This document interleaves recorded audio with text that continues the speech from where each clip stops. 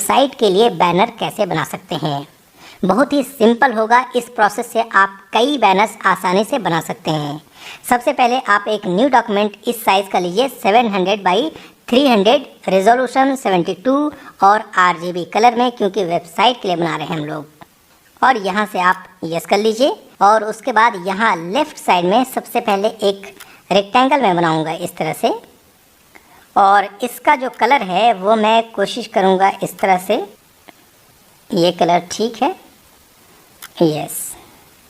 अब उसके बाद कंट्रोल एंटर, कंट्रोल डी से इस पाथ को डीएक्टिवेट करना ज़रूरी है, तो मैं कंट्रोल एंटर प्रेस करूँगा और कंट्रोल डी से इसको डीएक्टिवेट करूँगा।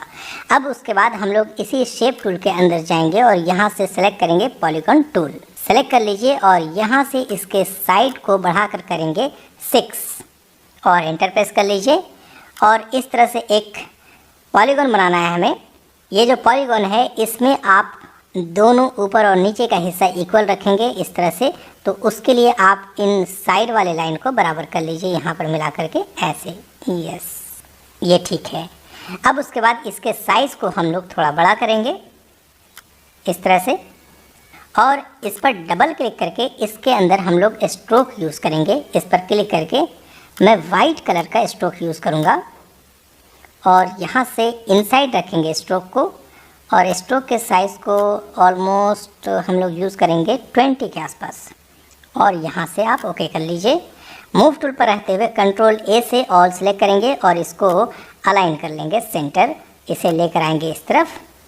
ये लाइन और ये लाइन बराबर होनी चाहिए। अब आप इस रेक्टेंगल को थोड़ा बड़ा कर लें, यानी थोड़ा अंदर जाना ज़रूरी है इस तरह से। बहुत ही इजी वे में आप इस डिज़ाइन को बना सकते हैं। अब उसके बाद हम लोगों को एक रेक्टेंगल और बनाना है, लेकिन रेक्टेंगल बनाने से पहले जब आप शेप टूल पर जाएंगे तो इस पॉलीगॉन का जो पाथ दिख रहा है इसको डीएक्टिवेट ज़रूर कर लेंगे। तो मैं कंट्रोल एंटर प्रेस करूँगा और कंट्रोल डी से डीएक्टिवेट करूँगा। अब उसके बाद एक रेक्टेंगल हम लोग इस तरह से बनाएंगे और इसका कलर फ़िलहाल मैं यूज़ करता हूँ इस तरह से, ये ठीक है। और इसको इस पॉलीगॉन के नीचे लाना है, यानी लेयर को नीचे कर देना है। और कंट्रोल टी से ट्रांसफॉर्म कीजिए और इसको थोड़ा घुमा दीजिए इस तरह से। अब उसके बाद बहुत ही इजी है, इन सभी पॉइंट्स को सेलेक्ट करना है।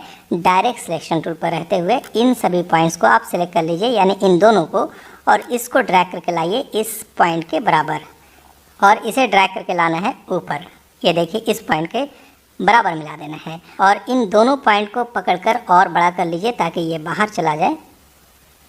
अब उसके बाद इसे बराबर करना होगा, तो आप इस पॉइंट को सिलेक्ट कीजिए। डायरेक्ट सिलेक्शन टूल पर रहते हुए ध्यान रखें, इसको भी शिफ्ट प्रेस करके सिलेक्ट कर लीजिए और इस पॉइंट को पकड़कर ऊपर लेकर जाएंगे ऐसे। जूम करके आप अच्छे से कर लें। देखिए इस पॉइंट को थोड़ा सा हमें और अंदर करना होगा। अब ये बहुत अच्छे तरह से दोनों तरफ मैच हो गया है, तो कंट्रोल एंटर कंट्रोल डी से डीएक्टिवेट कर लीजिए।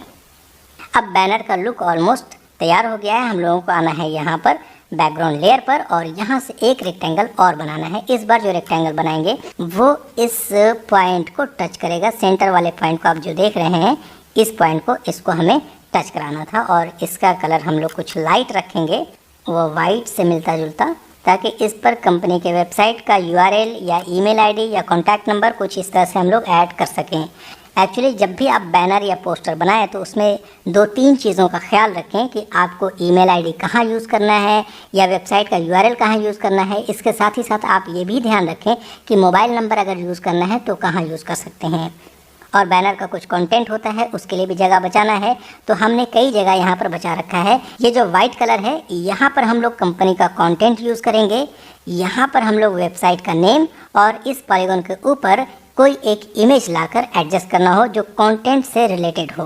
तो यहाँ पर एक इमेज मैं लेकर आता हूँ सबसे पहले, उसके बाद कंटेंट टाइप करेंगे। अब इस इमेज को हमें मास्किंग करना है, तो राइट क्लिक करके क्रिएट क्लिपिंग मास्क कर दें और कंट्रोल टी से ट्रांसफॉर्म करेंगे। इसे छोटा कर लेंगे। इमेज की साइज़ काफ़ी बड़ी है, क्योंकि हमने डाउनलोड जो किया है वो pixels.com से किया है, तो वहाँ पर साइज़ काफ़ी बड़ी मिलती है। इस इमेज को थोड़ी और छोटी कर लेते हैं ऐसे, और इसे इस तरह से एडजस्ट करना है कि ये जो वर्किंग प्रोफेशनल है इसको भी दिखाना ज़रूरी है। अब उसके बाद यहाँ से यस कर लीजिए। अब हमें यहाँ पर कंटेंट लिखना है। ये जो बीच में स्पेस है यहाँ पर लोगो यूज़ करेंगे और यहाँ पर कंपनी वेबसाइट यूआरएल। अब इस टेक्स्ट के साइज़ को हमें बड़ा करना होगा, तो यहाँ से हम लोग इसके साइज़ को कुछ बड़ा कर लेते हैं इस तरह से, और इसे 2 लाइन में लिखेंगे। हम लोग क्वालिटी तक यहाँ रखेंगे और उसके बाद इसे मैं नीचे करूँगा इस तरह से। इन दोनों के बीच में जो स्पेसिंग है इसको फ़िलहाल ऑटो करते हैं। इसके साइज़ को थोड़ा सा और छोटा करना होगा। यस, ये ठीक है। यहाँ पर आपको एक चीज़ का ध्यान ये रखना है कि जो भी कंटेंट आप लिखेंगे वो प्रॉपर अलाइन होना चाहिए। जैसे इसके बीच का जो हिस्सा है ये, और यहाँ राइट में ये, और ऊपर में ये चारों तरफ इक्वल होना चाहिए। अब ये कंप्लीट ब्लैक है, इसका कलर थोड़ा सा मुझे ग्रे करना होगा इस तरह से, ताकि इसका लुक थोड़ा अच्छा आए। क्योंकि हमने ये लाइट कलर यूज़ किया है इसीलिए इसे हमने ग्रे रखा। और एक काम कर सकते हैं, इन दोनों के बीच की जो स्पेसिंग है इसको थोड़ा कम कर सकते हैं।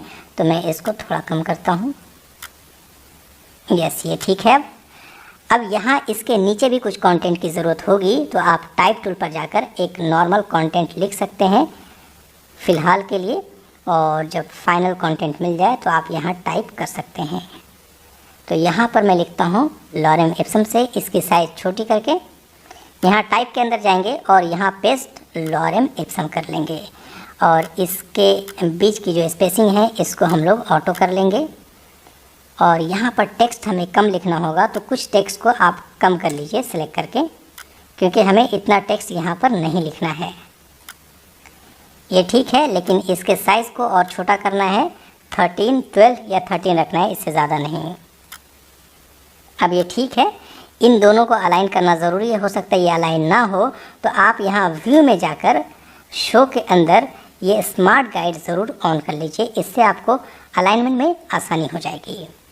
ये देखिए, बहुत ही ईजिली मैं अलाइन कर पा रहा हूँ इसे।